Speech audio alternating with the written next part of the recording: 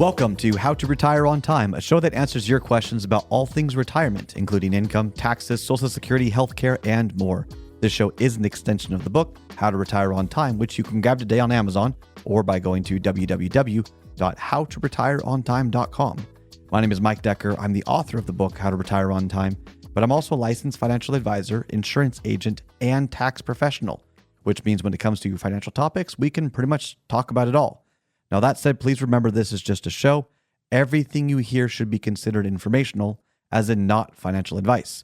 If you want personalized financial advice, then request your wealth analysis from my team today by going to www.yourwealthanalysis.com.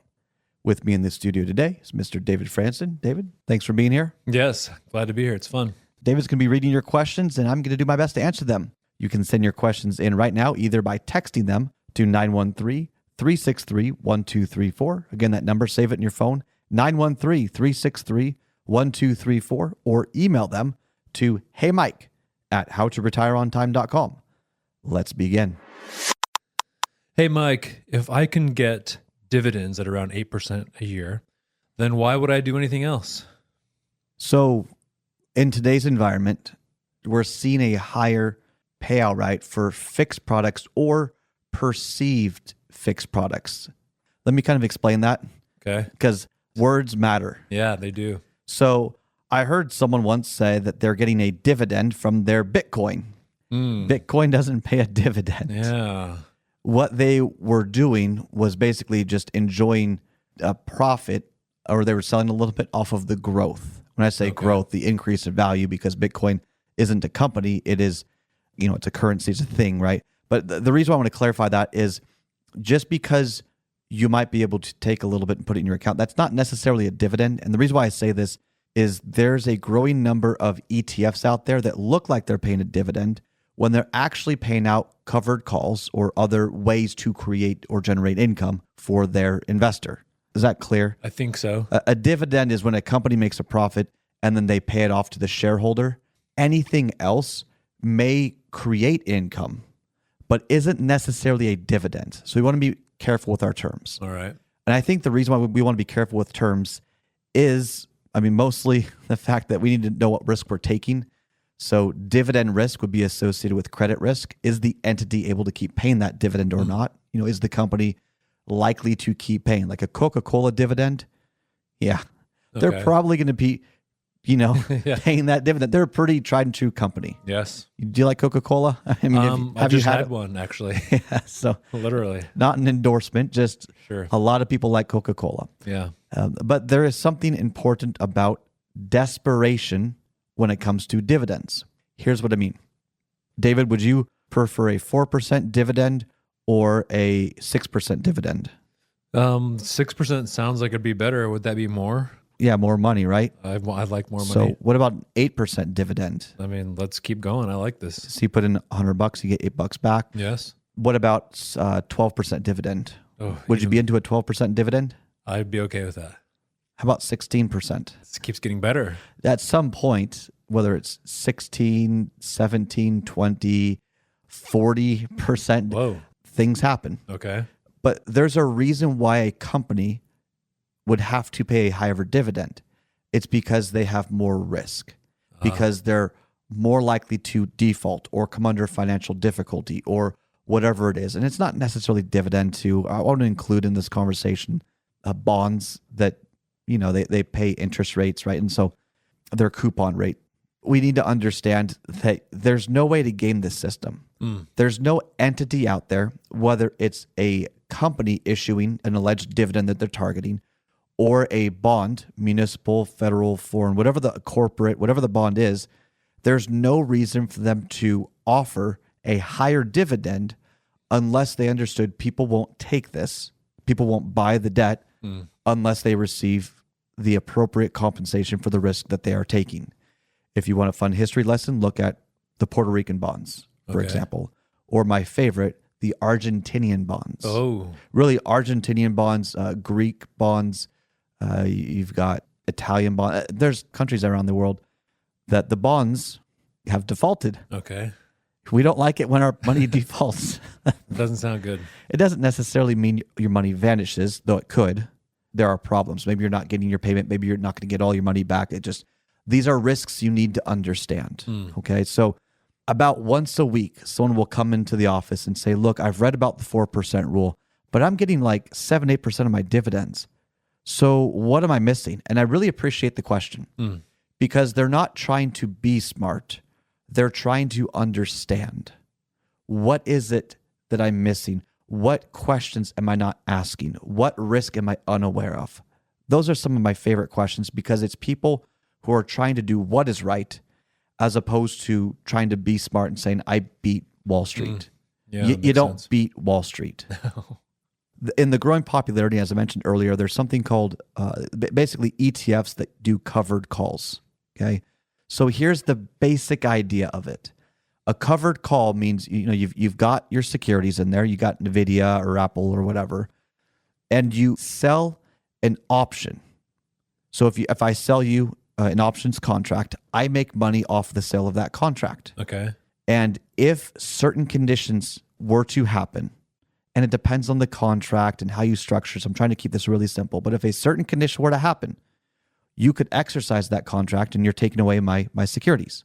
So what a lot of companies have done is they've said, well, hey, we think we can get it just right. We can get the strike price just right. That's when you would want to exercise your contract that you purchased from me. And in that situation, you would win.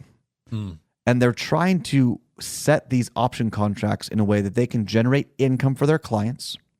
That's where that alleged dividend comes from, but it's not really a dividend that's paying, 7 or 8%. And over the past couple of years, it's done rather well. The problem is it works until it doesn't. Many people I've noticed don't understand the situations where it may not work. True story, a guy I did an event, what was it, a year or two ago, to my face said, why would I ever not do options? Because I make money, they make money, we all make money. He didn't understand that they were buying the contract as an insurance policy. So if things went sideways, he was their solution. He was going to pull so do you see the risk here? Yeah. Many times we don't understand the risk here because the rug could get pulled underneath you. And so is it a good or bad strategy? I'm not going to say it's good or bad. It is a strategy. And maybe a part of your portfolio, this would make sense. But usually in finance, I have found that absolutes or superlatives or extreme positions where you're going all in on one or two things, even if you're diversified with this strategy, so you bought a bunch of ETFs that are doing the same thing, they're just different managers, that's still not really diversifying the strategy. Because if the market shifts, even though you're quote unquote diversified, the rug could get pulled from all of them at the same time. And that's not really a situation you want to run into. As you're approaching retirement, this is when you're entering the stay rich phase. So our job from 16 years old, if that's when you start working, until the day you retire or 5 years before is the get rich stage. Let's create wealth. Yeah. At some point, you need to start taking less risk and focus more on preservation. And I'm not saying buy a bunch of annuities, turn on income. There are many ways that you can preserve your principal.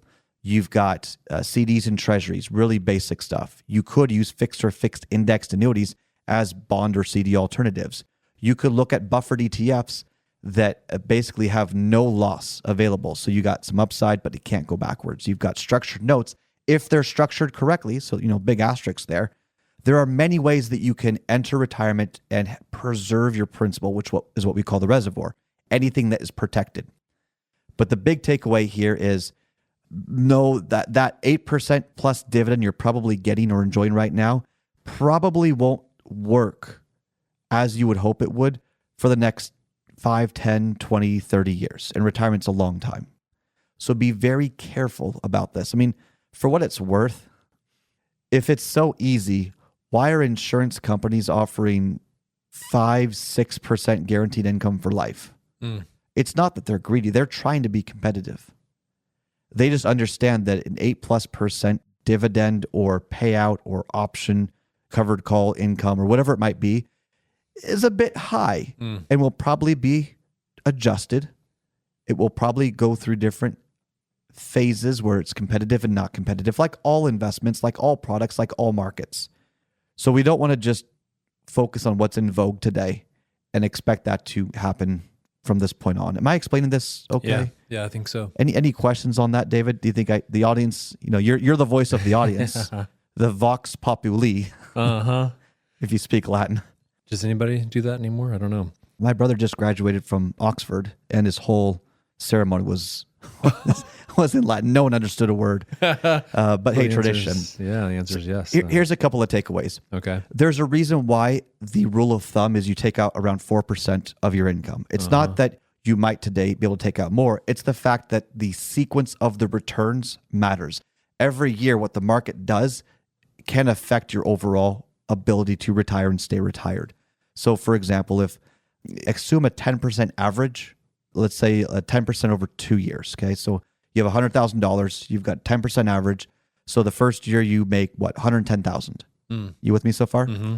Second year, you'd make 121,000. That's a 10% average on the cash growth year over year. Okay. You with me? Yep. Well, you could take, let's do a 30% loss and a 50% gain over 2 years. That would be a 10% average, right? Yeah. Okay. So in that situation, 100,000, 30% loss, you've got, see, math in my head, $70,000, 50% return, you're at 105,000. Now hold on. That was a 10% average, but you only increased by 5,000 over 2 years as opposed to the 21,000 increase. That's a lot of money for a discrepancy. Right.